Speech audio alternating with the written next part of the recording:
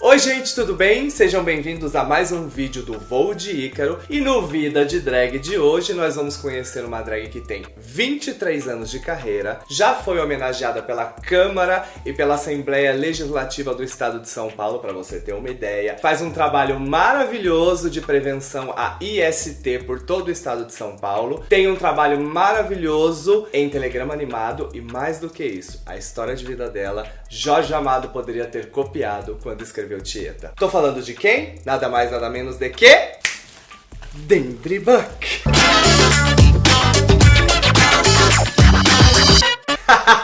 Tirei você de um show, você viu que eu trabalho com magia. Ai, gente! Vou parecer meio velha aqui falando, mas assim, foi um pó de pirlimpi. Muito obrigado por ter aceito o convite de estar aqui com a gente. E vamos começar. Por que essa história de Jorge Amado? Conta pra todo mundo.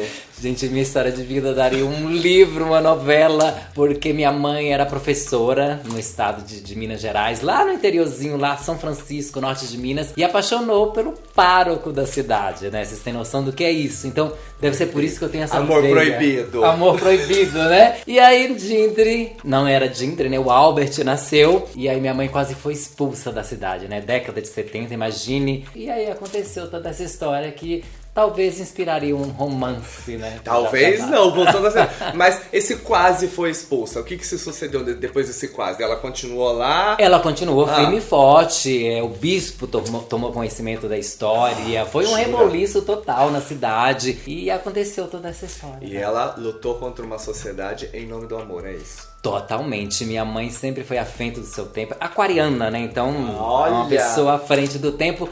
E eu devo isso, tenho uma mais absoluta certeza que isso fez com que ela encarasse aos conceitos, que as pessoas têm os preconceitos da vida, de uma forma natural. Tanto é que o Albert é o que é hoje, da vida de Ingrid, devido a essa mãe que sempre o acolheu, sempre o amou, sempre o respeitou e nunca questionou suas questões de sexualidade, suas escolhas e tudo mais. Foi uma mãe super presente, super amorosa, tanto é que tem uns amigos até hoje que da noite e do mundo LGBT que conhece a minha mãe. Ela abraçava todos, era como se fosse a mãe das drags. Então ela é como se fosse uma mãezona do grupo. Uma mãezona do grupo, exatamente. Faltam mãezonas de grupo também, nossa, hoje em dia. Muito, que a gente vê tantos casos absurdos de mães que a gente pensa que tem um comportamento diferente do pai, né? Aquela coisa do machismo e tudo mais, que expulsam os filhos LGBTs de casa, né? Então as mães devem acolher, devem amar, independente de quem seja o seu filho. O amor de mãe, a meu ver, é o amor que mais se aproxima do amor divino, né? Porque por mais que o filho esteja ali caído, por mais que o filho esteja no caminho errado, ela nunca abandona o filho, sempre está ali abraçando. Então a gente pode dizer duas coisas com esse começo de história. A primeira, que sua vida sempre esteve ligada à religião. É certo afirmar isso? Absolutamente certo! E a segunda é que você cresceu em um lar completamente desprovido de preconceitos e que te fez crescer, então, uma pessoa também sem preconceito. Sim. Eu falo que é difícil o ser humano não ter o preconceito, mas o legal é a gente trabalhar os nossos preconceitos para saber lidar com aquilo que a gente tem como diferente, como uma coisa que não é do nosso convívio, mas se a gente trabalhando aquilo, a gente sabe lidar com tudo aquilo. E com relação à infância? Que memórias povoam a sua infância? Olha, minha infância foi uma infância muito divertida. Não tinha muitos amigos, porque assim, um era o filho do padre. Aí quando eu resolvi essa questão... Filho do padre. E aí tinha um caso tão interessante, porque quando chegava na quaresma, as pessoas acreditavam que minha mãe viraria mula sem cabeça. E eu viraria lobisomem. Sim! É uma história de conto de fadas ou então do folclore brasileiro, né? E aí tinha gente que ia espionar, assim, no quintal de casa, nos vizinhos.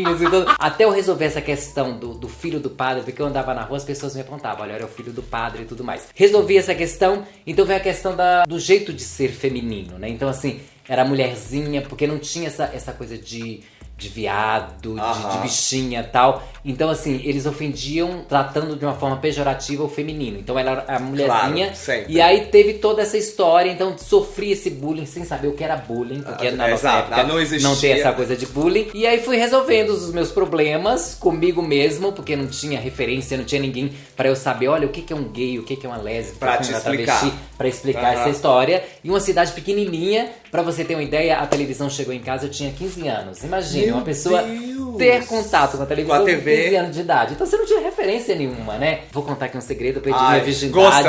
Gostamos de segredo aqui, pode contar. Perdi minha virgindade com 27 anos de idade. Vocês têm noção do que é isso? Porque assim, você não sabe, eu não sabia o que era. Desculpa, gente, eu vou ter que fazer um olhar agora pra você. Gente, que diferente isso. Não, mas eu já compensei o tempo. Ai, olha aí, ó, a pessoa que compensou o tempo. Mas assim, foram 27 anos assim de luta. Que eu, a princípio eu não entendia o que eu era, o que eu sentia, meus sentimentos, porque não tinha alguém pra explicar, pra falar tudo aquilo pra mim. E aí eu guardava tudo aquilo, então assim, eu focava mais na religião.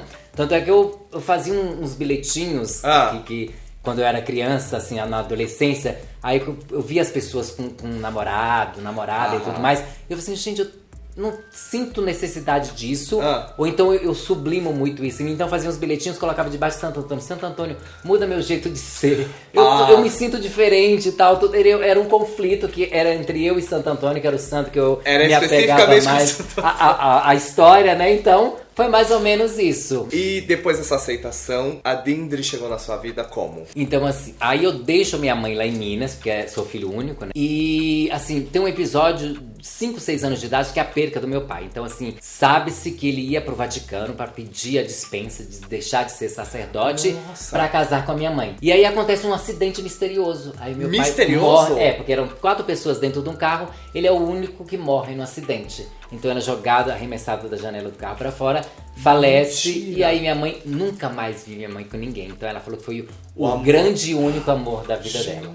E aí eu, com 17, 18 anos, eu venho pra São Paulo, porque meu sonho era ser ator. E aí eu venho pra São Paulo pra tentar isso, né? Uma família incrível que me acolheu. E aí abre-se, vamos dizer, a cortina de tudo que até então eu abafava dentro de mim. Então vou fazer faculdade, mudo a história, né? Porque eu também sou ligado às artes, vou fazer comunicação social, publicidade e propaganda. E aí vou fazer a faculdade e na faculdade eu descubro todo esse mundo, todo esse universo das maravilhas. Gente, mas essa coisa da morte, e ninguém nunca solucionou, ficou esse mistério. Ficou o mistério, aquela incógnita de cidade do interior que fica lá os mistérios escondidos debaixo do tapete. E aí a Dindri nasceu como? Já estava aqui em São Paulo? Vim para São Paulo, fiz a faculdade e aí paralelamente eu fazia cursos de teatros, né? Então eu fiz uma oficina de teatro com a poderosa Magali Bife, que é uma diretora incrível. E aí nós fomos montar Fulaninha Dona Coisa. E aí ela falou assim, por que você não faz a Fulaninha? Eu falei, eu fazia a Fulaninha? E aí ela falou assim, não, acho que ficaria legal. Aí um rapaz, que é um amigo meu, vamos fazer um laboratório pra eu montar você pela primeira vez. Ele me levou pra casa dele, pra um quarto que não tinha espelho, não tinha nada. Ele fez toda a transformação e ele chegou, estilo aqueles programas de televisão. Falei assim, agora é a hora de você saber. Se ver, né, no espelho. Gente, é uma coisa incrível, fascinante. Porque assim, você percebe que você pode ser o que você quiser na sua vida. É como eu sempre falo, permita-se, seja o que você quiser e quem você quiser. E por que Dindri Buck? De onde veio esse nome? Surgiu do teatro, depois eu conheci a noite, porque um afilhado meu de Crisma me levou pra conhecer a noite. E aí ele falou assim, vamos participar de um concurso pra lançar você como drag, né? E aí eu falei assim, temos que escolher um nome. Aí então minha avó chamava Agnes, né? A mãe do meu pai.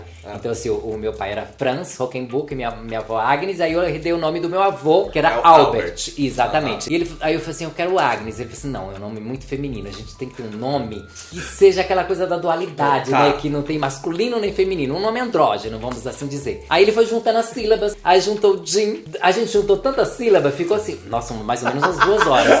E aí, quando falou essa sonoridade, eu adorei. Porque assim, tem um D, que eu sempre falo. O D é Dindri, porque minha mãe é muito cristã. Ela queria um nome que lembrasse divindade. Então, Dindri com D de Deus, que é o Todo-Poderoso do Universo. E eu sigo à risca um versículo da 2ª carta de São Paulo aos Coríntios. Deus ama quem dá com alegria. Então, Dindri com D de dar. Com alegria. Com certeza, sempre.